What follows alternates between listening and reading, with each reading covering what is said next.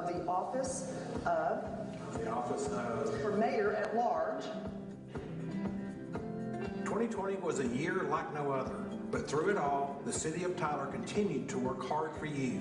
Our amazing team of public servants provided unmatched service in spite of a global pandemic.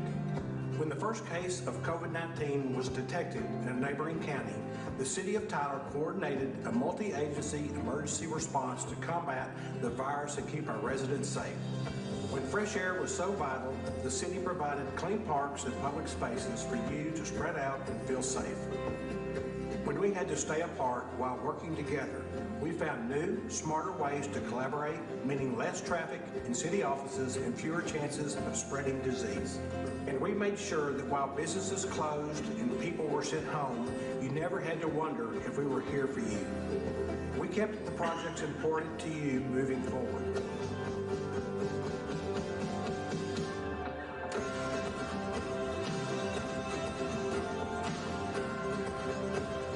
Hard to rebuild trust, reinforcing that law enforcement in Tyler, Texas is here for all of us, and continue to respond with kindness and compassion where needed, and amazing strength and endurance when called upon, and responded around the clock to provide critical repair during unprecedented weather events.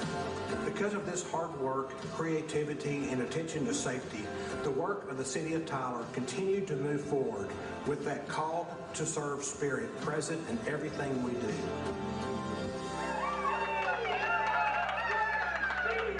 I'm Mayor Don Warren. Being ready for our future means never being satisfied by what we've accomplished. 2020 was disruptive, but in that disruption, we find incredible opportunity. We must tap into this moment to take advantage of new technology, ideas, and opportunities that meet 21st century challenges head on. That's why we adopted our Tyler First plan all those years ago. It calls us to do more than repair the systems of the past. The Tyler First plan creates a roadmap for continuous improvement so that the drive to innovate becomes our new normal. Above all, we can't let differences blind us to the common humanity in the home we all share. Tyler First means people first. All that we do together. And for each other, now more than ever, it's important that we work together as one city.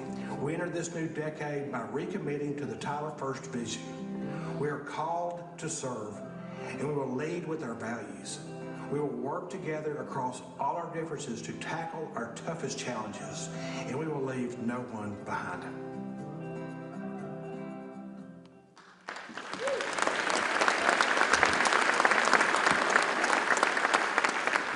Well, welcome, Mr. Mayor. Does that sound a little unique? It's a little weird, but I'm good with it. Sea legs on that. We're excited for everybody to be here today and go through, kind of walk through a little bit, something a little bit different. However, you have your annual report hopefully in front of you, and graciously, the mayor has agreed to walk us through it one page at a time. And no, you're not going to do that, are you? So we're going too fast for the city employees there. They got a little tense going through that. So now we've kind of amended the format today a little bit. It's kind of a fireside chat because I would imagine most, if not all, of these people voted for you, but you may not even know really who Don Warren is. And this is maybe an opportunity not only to hear about vision and what's going on with the city, but also learn a little bit about Don. So, kind of a fireside chat. If it'll make you more comfortable, we can build a fire and warm things up a little bit. But ERCOT probably wouldn't appreciate that. They start rolling blackouts. No, I'm good. So. You know, it's great to be here, and it's good to see everyone out there. It's a full house, and I love it. I was born and raised here in Tyler. I went to Bell, Moore, and Lee, and went to Texas Tech University. Goes up. I have been in the oil and gas business, it's been said, for 40 years, my entire career. I'm married to Chelly, and I've got two daughters, Ashley and Courtney. Y'all wave. Love y'all. And we've got 7 grandkids. And time goes by so fast, but 7 grandkids. I had 6 grandkids about 6 months ago, and now it's 7. Good time to stop. But, it's great to be here. And I've got to thank my pastor, David Dykes, for allowing us to be here today.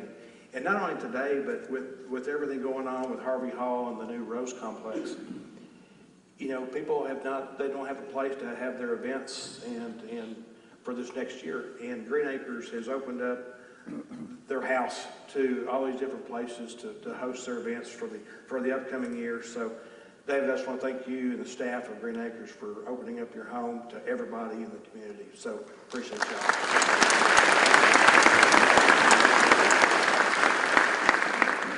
So, being the mayors, more than being in a video or the occasional proclamation, you guys are putting in a lot of work. What's brought you to this place in your life?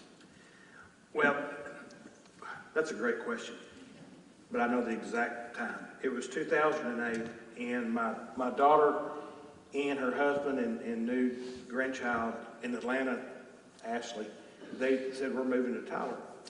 And at the time, I was working in the corporate world, but I also had this side business called Lamoco. And I was burning the road and spending 12 hours a day working. And I realized that if I didn't make some changes in my life, I wasn't going to be able to see my daughter or my wife or this new grandchild. And so when I turned 50, I quit. I quit my job. And I kept working with Lamoco and kept pursuing those endeavors. And I took off for a year and did nothing but play golf and went to movies and went to Barnes & Noble and read books. And I was lonely and miserable, and I realized this is just not God's purpose for my life. And so I started volunteering with different nonprofits and got involved with the homeless and all kinds of things. And got on some different boards and commissions and eventually got on the planning and zoning board, and I really liked it. And I thought, why not? So I ran for council, and I liked it. And when I realized that on city council and at the local level, you can really make things happen. And you can do park projects. You can see your vision and your dream come true. And so when my term was coming up as a city council person, I thought, I'm not done, and I want to do more. And so here I am. This is not some dream I had as a little kid or even as an adult, but this is where I am, and I feel like I'm in a perfect spot. So here I am. Great story.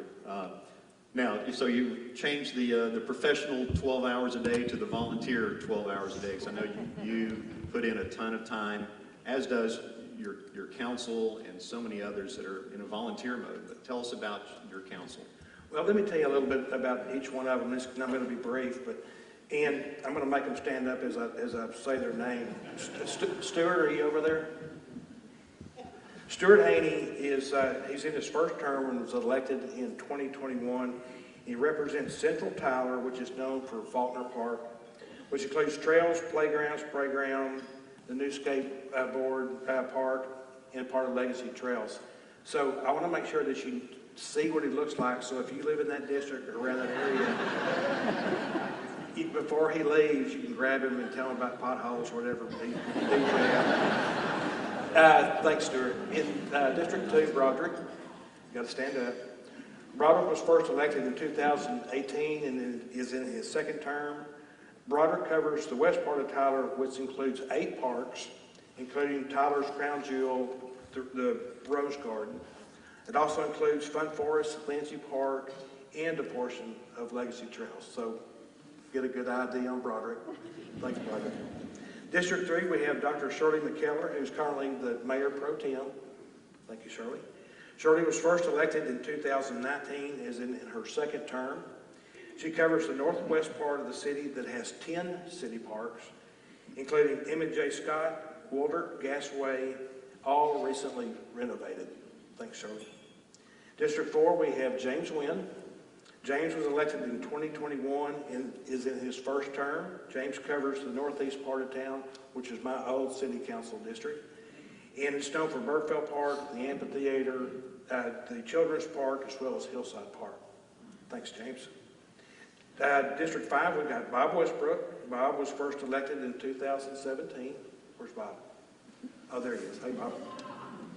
Bob's in his third term, and Bob covers the east part of Tyler, which is known for Golden Road Park. Thanks, Bob. District 6, we got Brad Curtis. There's Brad behind the flag. Brad was first elected in 2021. In his first term, Brad covers the south part of town, which is known for Southside Park, Pollard Park, and Redmond Trail. So I'm glad these guys are here. We've got a great council.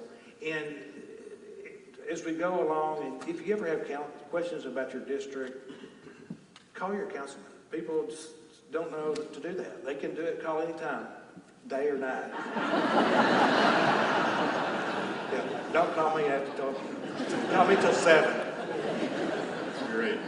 Is it an open meetings rule that Bob has to sit like 100 yards away from everybody else? Something in there.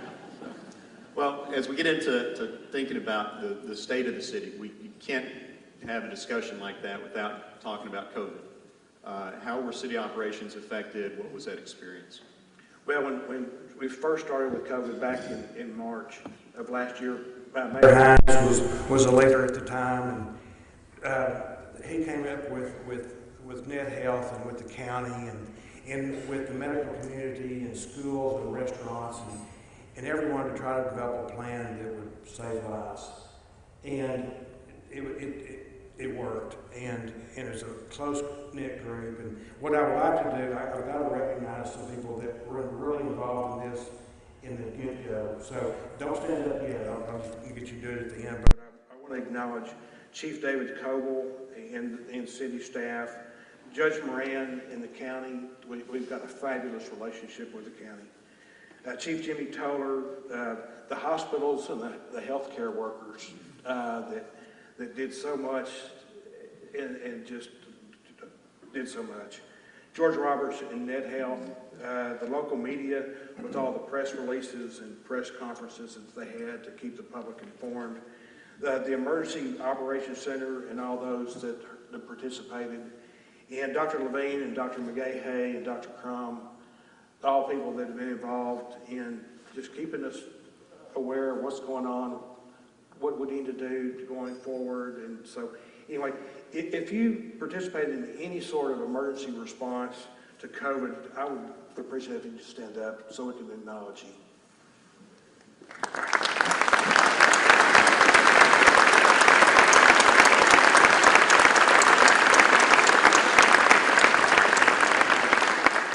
No, what a great group, and you said great synergy between a lot of different organizations. So city operations, you guys are tasked with keeping the city going while everything was shut down. How do you do that? What was it like? Well, that was an interesting deal. You know, when you've got people building buildings and building houses, and they've got to have inspections done. So how do you have an inspection done when people are not trying to meet face to face? Well, you do it on FaceTime. You know, when you have the police that go out and they are going to give a traffic ticket, do they get face to face with someone when we're in the height of COVID?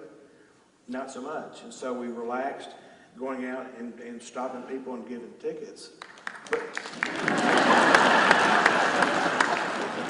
So we did reduce traffic enforcement, but that day's over. We got some catching up to do. So, but seriously, you know, when you think about the police stopping folks and you got the fire department out battling fires, and every time they get with the public, they have to put on PPE, and it was a struggle. And the library kept going, as did Liberty with virtual meetings and virtual deals with the kids. And all of our council meetings and planning and zoning meetings, these were all on Zoom or Teams. I don't guess we're allowed to use Zoom. We did Teams with the city of Tyler. Never works, but we'll try it. Sorry, Benny. I didn't mean to blast you. And then Harvey Hall, you know, that was used as a hub for vaccines for the whole time. But, you know, we learned to adapt just like all of y'all did. I mean, we all had to learn how to deal with it. And I was telling somebody that yesterday or this weekend when I cleaned out my car, I threw away about 15 masks. And they were under my seats and everywhere else, so it's just good to get rid of that stuff. Yeah, it is. It's a new experience. So had to adapt. How has the city fared overall? Well, I'm going to go back a little further than just the last year or so.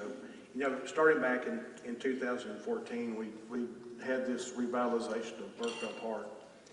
And since 2014, we've done the new playground, the amphitheater, and splash pad, now we're doing the tennis courts. But when we started that project, it ignited a movement.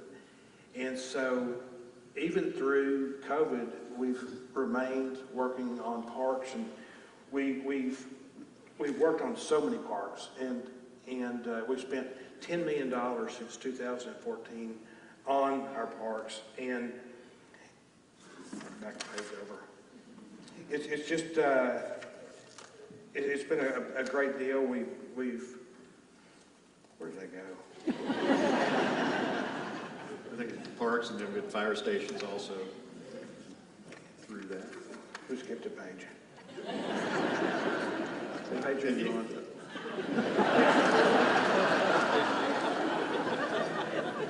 Sales tax. So No, I'm going to. you were the most videoed mayor ever. No, I'm going to go back. You're I'm going to go back. We're going to go further back. I'm going to go further back. Okay. Because parks are going to come up, but I'm going to go further back. All right. I flipped 2 pages over. I'm not as good as my pastor, okay? He's been doing this forever. But seriously, when you talk about how has Tyler fared, I go back to 1986 and in the oil and gas industry, and being in that industry, when things happened, the city died. And so, this time around here, we've had something that's come up, but we've diversified, and so here we are dealing with, we've got industry, we've got medical, we've got education, we've got retail, we've got oil and gas still, but we've had more to deal with than we have in the past to fall back on.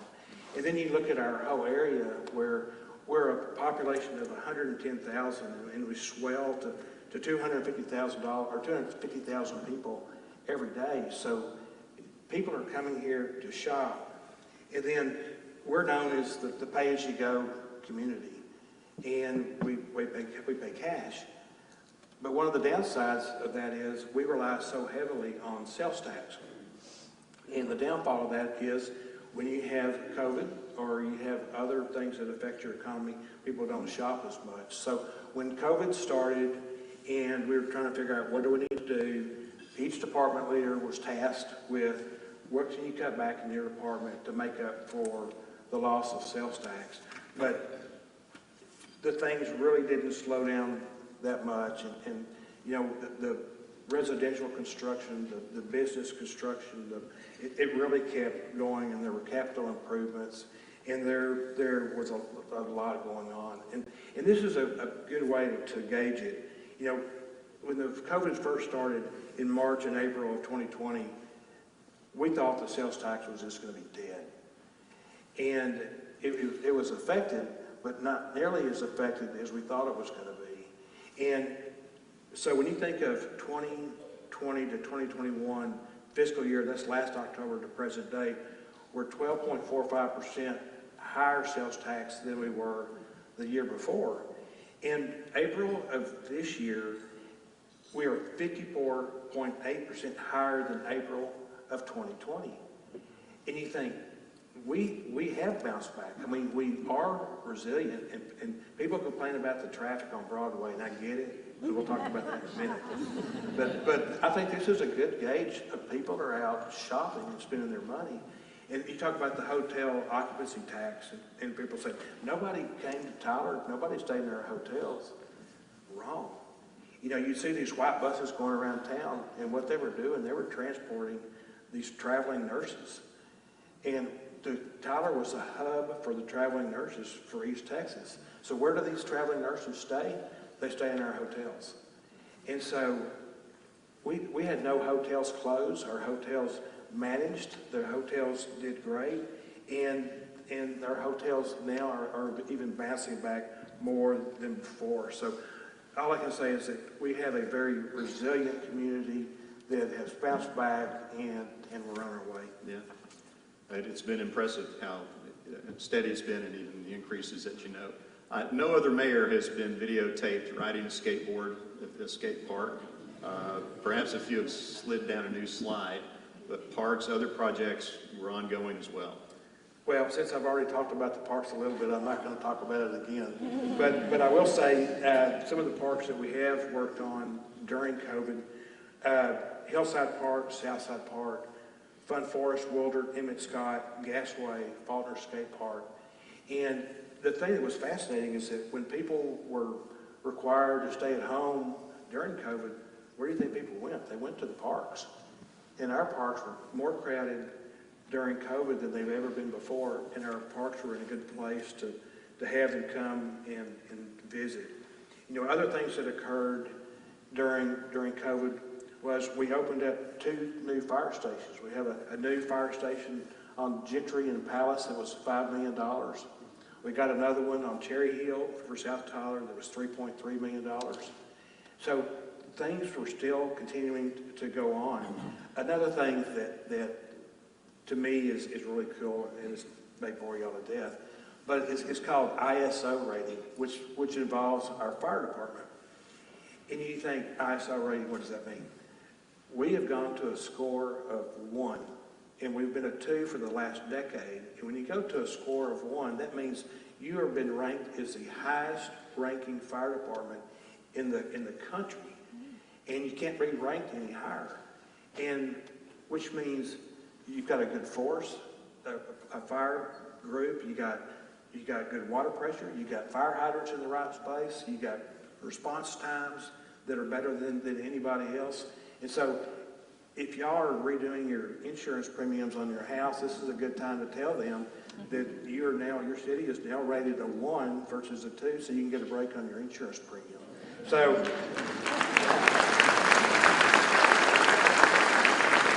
I mean, to me, that's something to be proud of. And Chief Coble, you know, you do a fantastic job, not only with the COVID, but you know, it's taken a decade of people on council and folks currently on council to get us to this level of a number 1.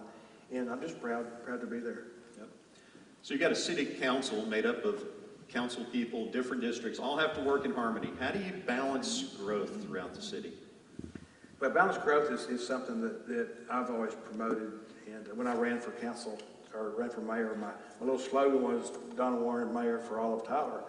And I've always felt that. And one of the things we've worked on for the last 7 years is creating more rooftops in North Tyler.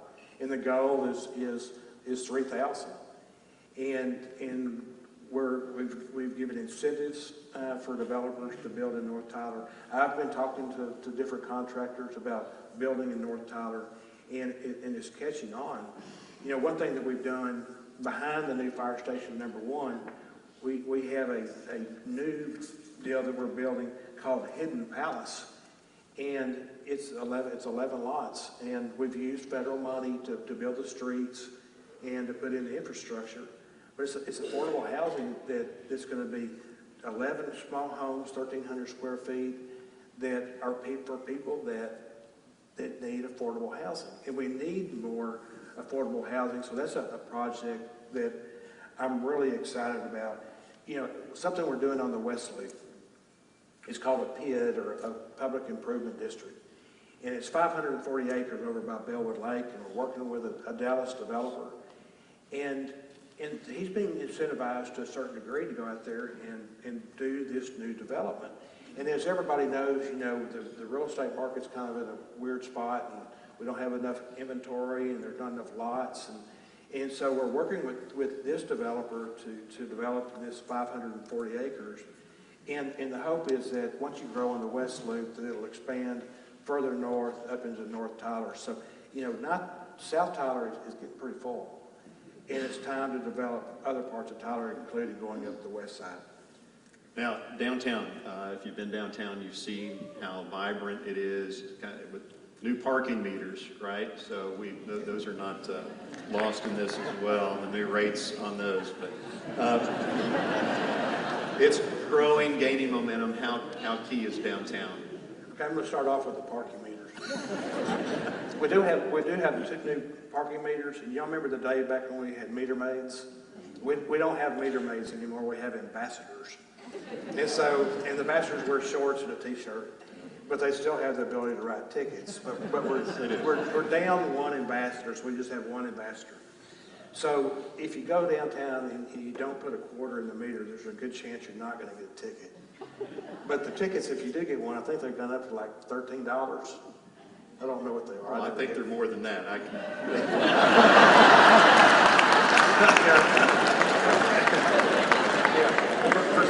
For some reason, I talked to the ambassador the other day. I said, "You remember I drive a white BMW?" So I've been fortunate enough now to get it. we've all had that conversation with him. I can promise you. So anyway, when we talk about downtown, gosh, every vibrant city has a vibrant downtown.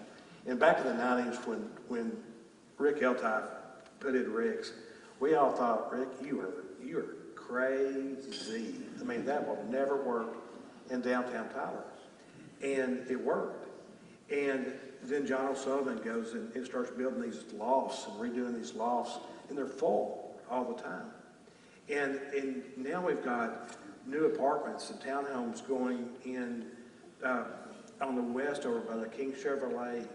We've got development going on South Broadway. We got Clint Childs working on projects. We got Will Hersey working on projects. Sam Scarborough. We got all these young people that are bringing this new energy to downtown, and it's fabulous.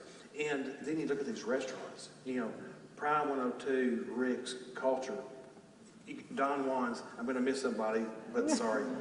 And you got Taqueria. You got Andy's Custard. When you go downtown now, it's 7 o'clock. Did I forget? Chick-fil-A. Chick-fil-A. Don't forget. Sorry, Jeff. That's 1948 where we have coffee. I got to back up for a second. My coffee group, I should have apologized for them in the beginning.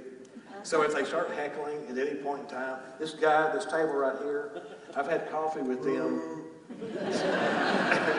I've had coffee with them for over 10 years. And we have a rule at the coffee shop is that you can talk about city stuff on Tuesdays, Wednesdays, and Thursdays, but you can't talk about city stuff on Mondays and Fridays. So what does your plaque say on your table? I can't read. Mayor's.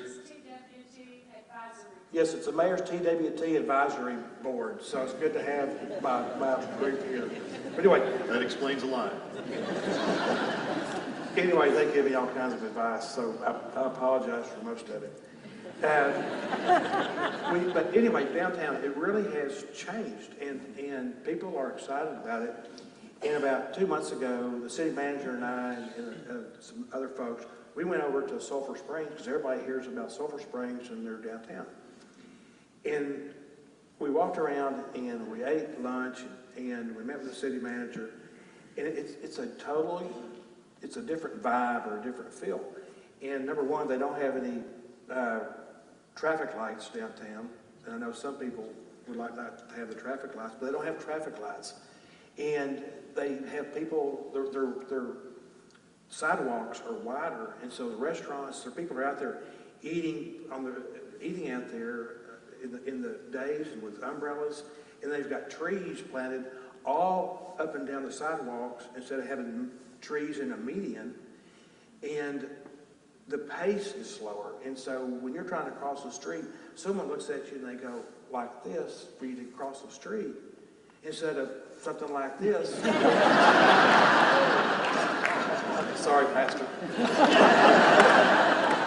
But really, it really gives you a different feel, and I think that's a feel that we like. We talk about connectivity and walkability, and sometimes we get lazy and we don't want to walk, but we need to. And so that's one of the things we're really working on in the downtown is to create more walkability and connectivity between these guys' developments on King Chevrolet and over to the east, just to connect all of downtown together and make it even better. Yep.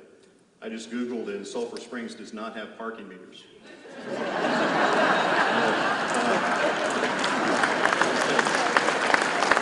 right. It's funny. Going back a little bit. It's funny. They don't have them. Chief's not laughing. We have to either. make up revenue for not giving tickets. Yes. 6 years ago, City Council, you're on the City Council then, y'all recommitted to infrastructure improvement. This is water, service, wastewater, streets, drainage, all that. What can we see in the near future on that? Well, it's a commitment that we, like you say, we started 6-7 years ago, and we don't have a choice but to put money into it, and none of that is cheap. And when you think about water, the city has spent $17 million since 2016 improving our water system, and we plan on spending $22 million in addition over the next 5 years. So it's a continuing commitment that we have to do. We don't have a choice. But I will say this, that we got a water quality report that came out this week that reported that the city of Tyler water is excellent. So that's something I'm proud of.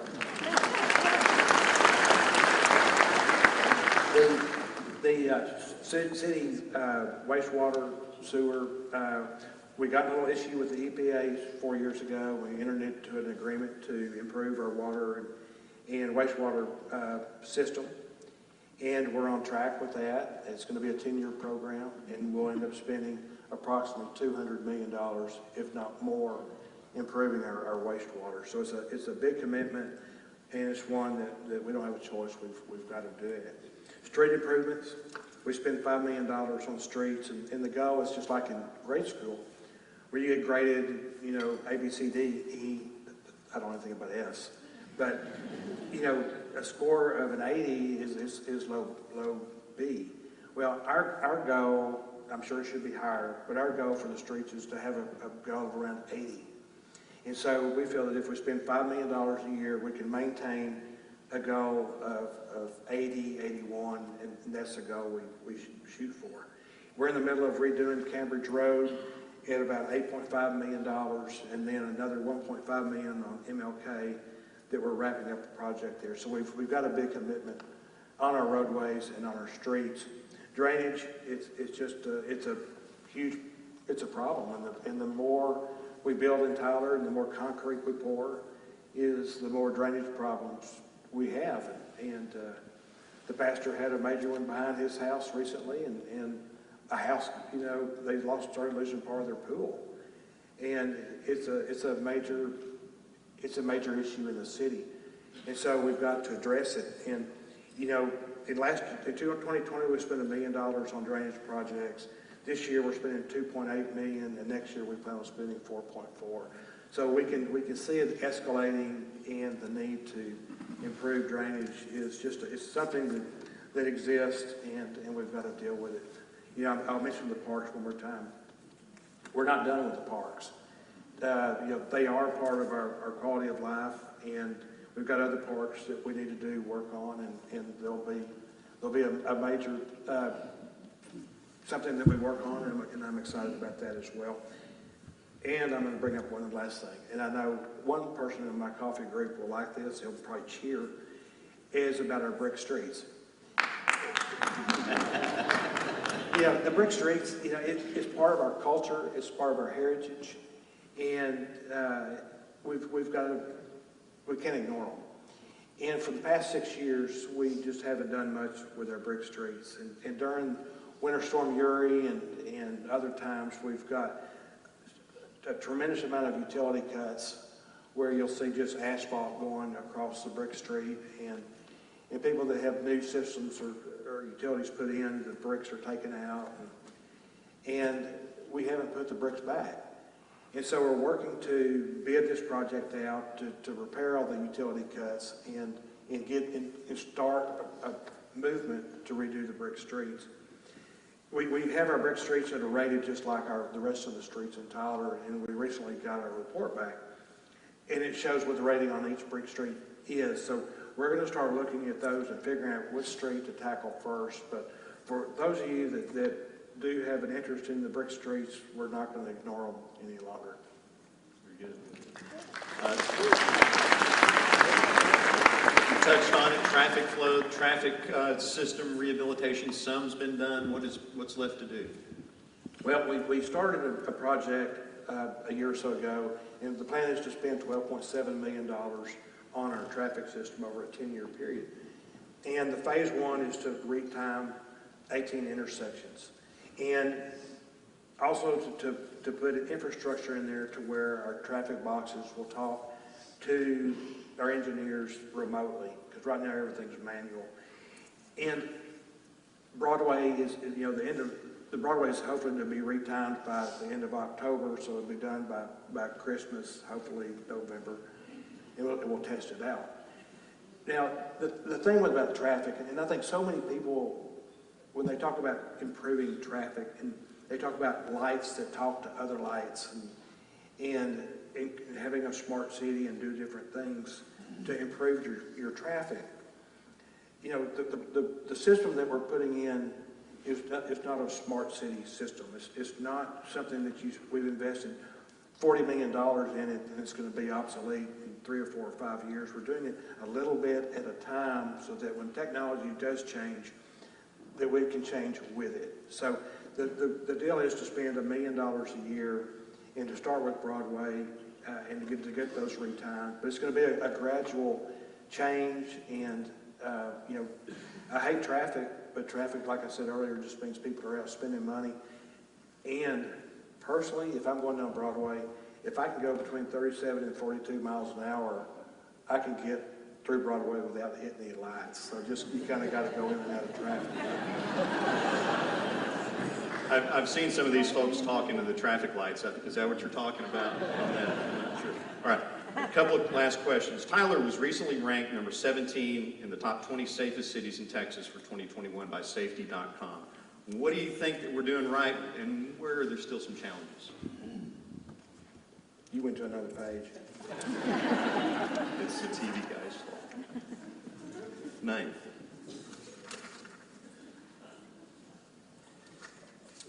You know, this is a good question, and one that's pretty personal. You know, and it has to do with police outreach, and we do have our police department cares about everybody in the community, and we do the church and community events, and we've had them here, and we do them all over the city where people that live here or live in that community go to that church, and you meet with your elected officials, you meet with your churches, and you talk, and you raise questions, you ask questions.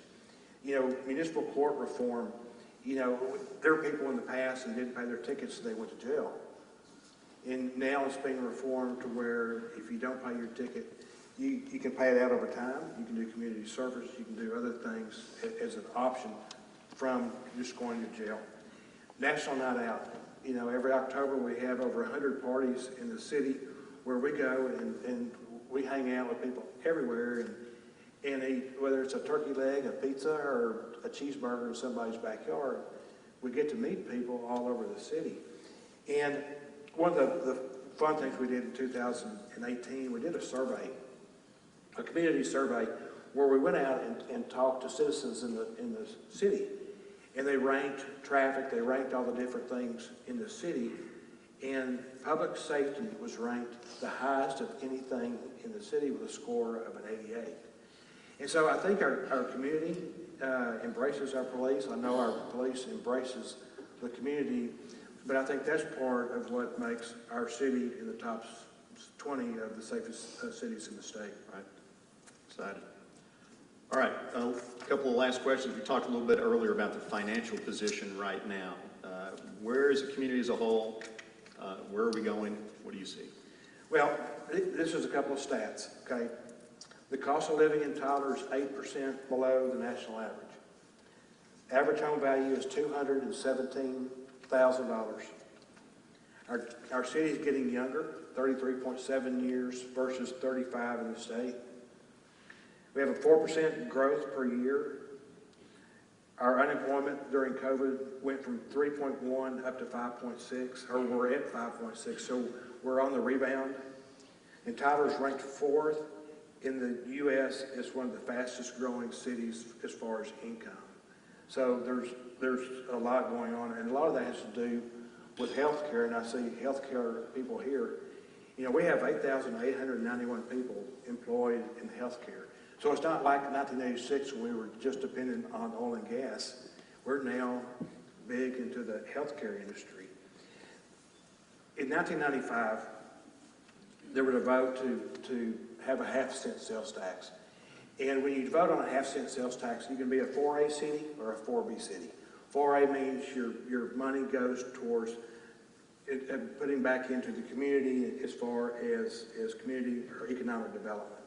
4B means you're going to put your money into infrastructure and capital improvements. The city of Tyler voted in 4B.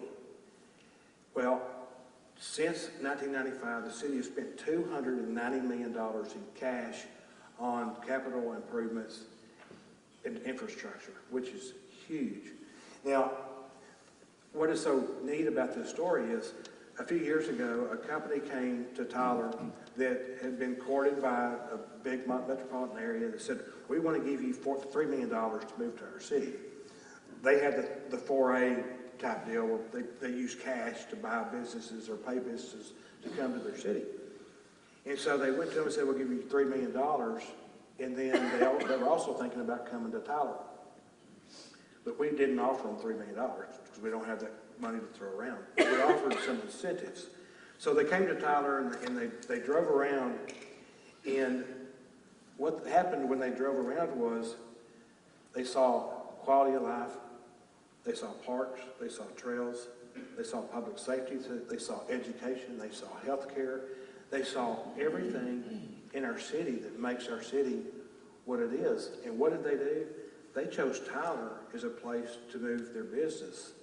So did we make the right choice of putting our money towards capital improvements and infrastructure? Yes, because, I mean, this is why people are moving to Tyler, is because of the way we are, the way we look, the way we feel. And I just think we made a wise decision in '95, and I'm looking forward to continuing that in the future. Right, that is an exciting time. All right, last question. It's the last page. I'm going to try not to mix this one up. I went to SFA, and that's my challenge. What's the big game changer driving that vision you just described? Well, there's 3 things on my list, and the first one is the new medical school. And I see Dr. Calhoun back there, and thank you for everything you've done to bring the new medical school to Tyler. And you know, the economic impact of this, you look at the Perryman report, it's $1.7 billion a year, which is one of the biggest things that has ever happened in the city of Tyler, and $18,000 direct and indirect jobs over the last 10 years, over the next 10 years. So this is one of the biggest things that's happened to our community going forward. And once again, Dr. Calhoun, thank you for what you've done to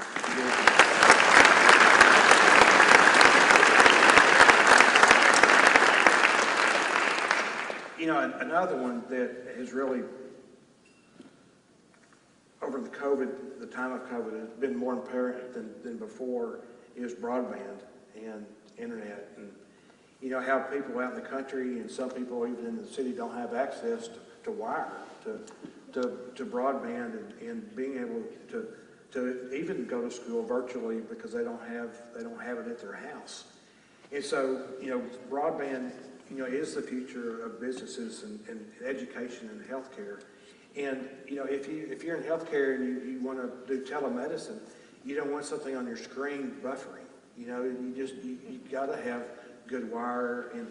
And so that's something that's a challenge, but it's also a need. And one thing I'll share with you is that we've had 2 companies come to Tyler over the last 3 months that have expressed an interest in providing internet service inside the city limits. So if anybody's ever talked about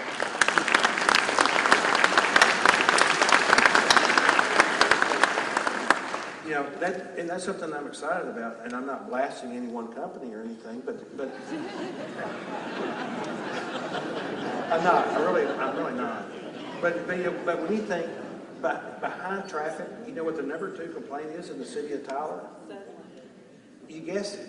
So that's something that in the free enterprise, they're coming to us. They're not asking us to invest. They want to come here and tap into our market. And the last one I want to talk about is the Rose Complex. You know, the $28 million complex that will replace Harvey Hall, and we're using cash and donations and hotel occupancy tax bonds. And people are saying, well, I thought the city doesn't borrow money. Well, this is what I call creative financing. You know, when someone comes and stays in a hotel here, they pay hotel motel tax. There's a 7% tax and a 2% tax. The 2% tax is meant to go towards your conference center. That's the only thing you can go to. So over the last 4 or 5 years, we have saved money from that 2% and put it in the bank. So now it's time to build a new conference center. So we've got that money in the bank. We're using cash from the half-cent sales tax, but we're also committing and leveraging the 2% hotel motel tax to have the bonds to borrow the money to pay for the Rose Complex. The thing that's really cool is we were rated high for the bonds. We had a local bank buy half the bonds because they support the project. So everything just fell out. We got the bid on the project and it came in lower than we thought it was going to. Everything just fell in line to where this thing is like it's supposed to happen. Everything just lined up. So we're going to have 42,000 square feet of space in there for conference space. We're going to have additional space in the Mayfair in the Rose Center building. So we'll have a total of 60,000 square feet.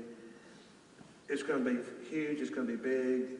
And we're going to allow Pastor David to get his crosswalk back. So we're very excited about it. So, you know, there's a lot going on in our city and a lot to be proud of. And, you know, at the heart of what I see is it's about relationships and it's about friendships and what we have with each other. And as I said earlier, our relationship with Judge Moran is probably one of the best relationships the city's had with the county in years. And, you know, the relationship with Henry with the chamber and Scott Martinez with the Tallarica Development Council. It's just great. Marty Crawford with TISD. I mean, we all can call each other anytime, day or night, and talk to each other and have a great conversation. You know, our city council, you know, we've got a great council, and once again, we communicate, we talk. And when it comes right down to it, it's not just the people I've mentioned that makes our community great. It's everybody in this room. It's everybody in this room that makes a company that chose to move here rather than to that big metropolitan area. It's the people in this room that made people say, I want to move to Tyler, Texas. So I'm so excited about that. And the last kudo I want to give to is to our city manager, Ed Broussard. I know he's not expecting this.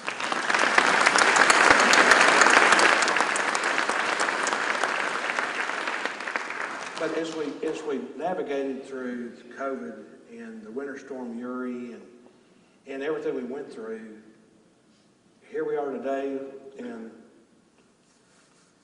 where is it? It's not there. No mask. And you know, it's a community that work together. It's Ed's leadership. It's staff's involvement. And so I'm proud of our community. I'm proud of Ed. I'm proud of our staff.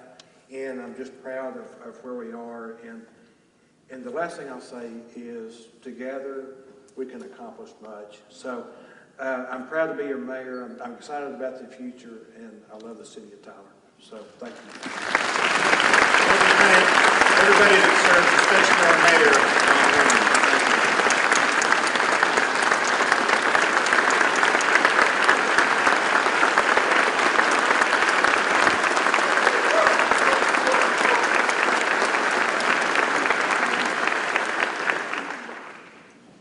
Thank you very much. Wasn't that awesome? There's so many things that are going on, and just thankful to people like our mayor, Don Warren, and his team and the group that is here. A couple of quick things to state.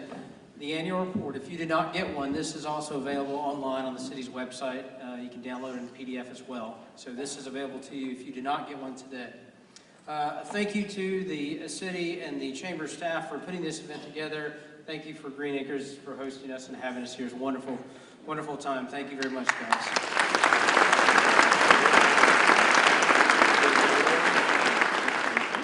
Okay, for those of you who are planners, our next event is going to be the August 5th kickoff luncheon that we'll have. And then for next year, the State of the City will be May 26th, May 26, 2022. There's a lot of those. So until then, please remember to live, love Tyler. Thank you very much. We are adjourned.